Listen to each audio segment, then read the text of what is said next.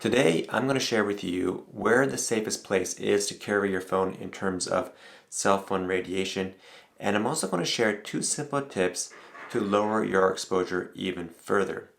Hi, I'm Eli with Radiarmor, and besides making our own EMF protection products, we also offer simple tips and information that anyone can use to lower their exposure. Okay, so where is the safest place to carry a smartphone? Obviously, this depends on what you're wearing, but typically, and especially for men, the safest place is your back pocket. Now, the reason why I recommend the back pocket is for two reasons. First, it's further away from your reproductive organs than your front pocket. And secondly, your butt has a lot of muscle and fat that can absorb some of that cell phone radiation before it reaches those sensitive areas. Now, there's been numerous studies that have shown that cell phone radiation can cause DNA fragmentation in male sperm, and this has also been backed by observational studies which found that men who kept their phone in their front pockets for longer periods had lower sperm counts and less motile sperm. In other words, the sperm was less energetic and able to swim around. Now, I'm going to make another video that dives deeper into all these studies, but for this video, I'll put links to these studies in the description below so you can learn more about them. Now, you might be thinking your butt pocket isn't that much further away from your reproductive organs than, say, your front pocket. Well, it's important to understand that electromagnetic radiation follows what's known as the inverse square law. And this states that the radiation intensity is inversely proportional to the distance squared. So what this basically means is this. Every time you double the distance from any source of radiation, you reduce the intensity by a factor of 4. So for example, let's say your phone is 1 inch from your body. And whatever intensity of radiation that is, if you were to double the distance to 2 inches away, then the intensity lowers to 1/5 the original amount. And if you double it again to 4 inches, the intensity lowers to 1/16 of the original intensity. So you can see that adding, just a few extra inches makes a big difference. Okay, so I'm going to share with you two simple tips on how you can lower your exposure even further when you carry your phone. But before I do that, I think it helps to visualize how cell phone radiation is coming from your phone. And I think the best way to visualize cell phone radiation is to imagine that your phone is like a light bulb. Now, visible light is also a form of electromagnetic radiation, just like radio waves, microwaves, and so on. The only difference is the frequency. Now, the frequency does make a difference on how that radiation penetrates or bounces off certain materials. For example, visible light is really good at bouncing off normal everyday objects, which is probably why we evolved to see this particular spectrum. But essentially, how electromagnetic radiation propagates through space is the same. Now, one thing I should note is your phone doesn't emit the same amount of radiation all the time. So if you were to think of your phone like this light bulb, you can imagine perhaps that sometimes it's going to be really bright, like when you're on a call or when you receive a message, and other times it might be dimmer, like when your phone is just in standby mode. Okay, so the first tip for decreasing your exposure is simply to put it in airplane mode. This is a great solution if you're not expecting a call or an important message and it literally takes just a few seconds. Now, when you put your phone in airplane mode, you're going to cut just about 99% of that cell phone radiation. Also, some people don't know this, but if you miss a call while your phone is in airplane mode, when you turn it back on, you should get a text message from your carrier that you had a missed call, and it should include the number of the person who called you. Okay, so obviously sometimes you need to be able to answer your phone, and it doesn't make sense to have it in airplane mode. This takes us to the second tip, which is to block this radiation. And of course, I'm going to plug a couple of our products that do this, but it's really important that you know how to use our products correctly, or else you won't get any kind of protection.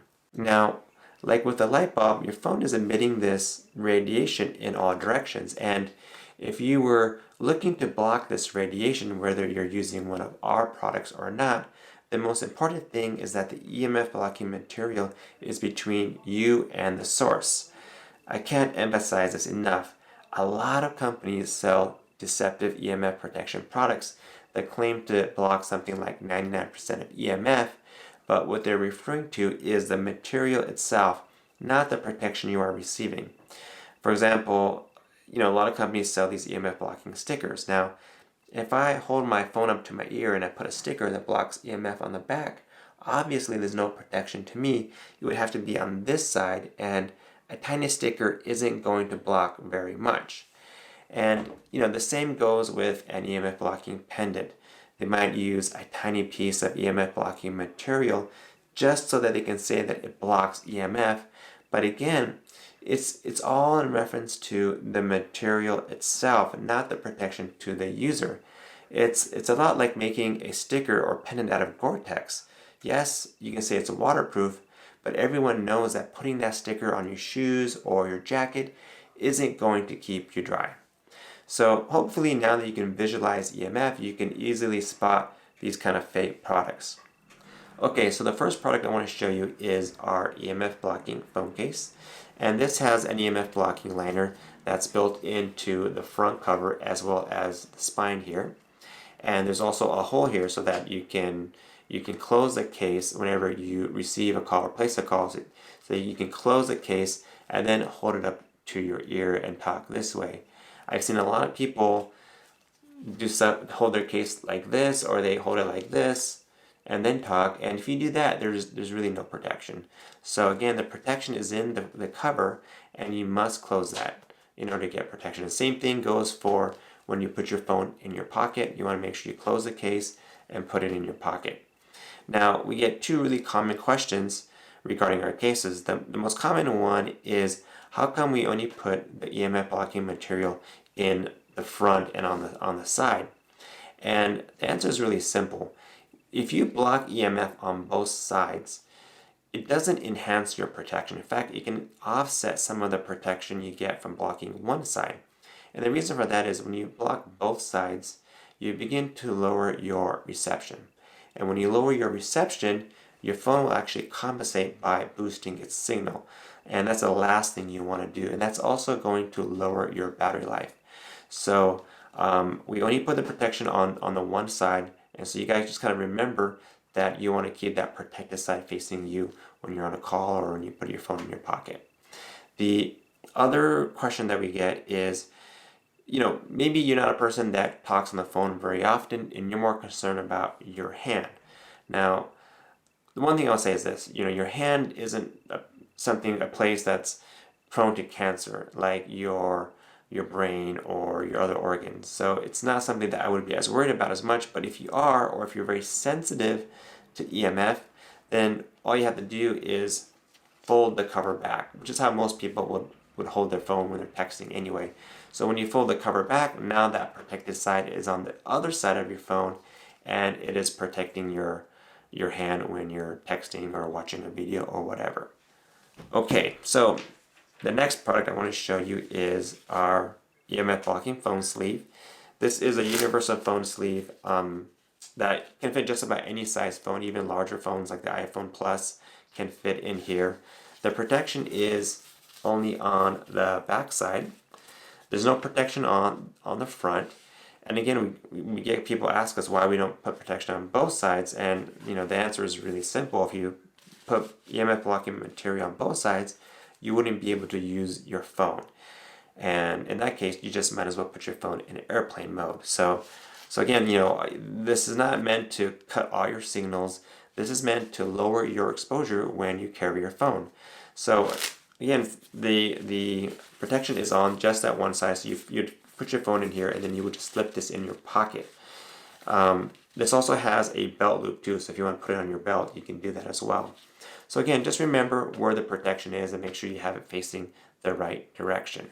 Okay, I hope you found that content to be helpful. If so, please give it a thumbs up And if you'd like to see more content like this, please consider subscribing and hitting that bell icon. Thanks and have a great day.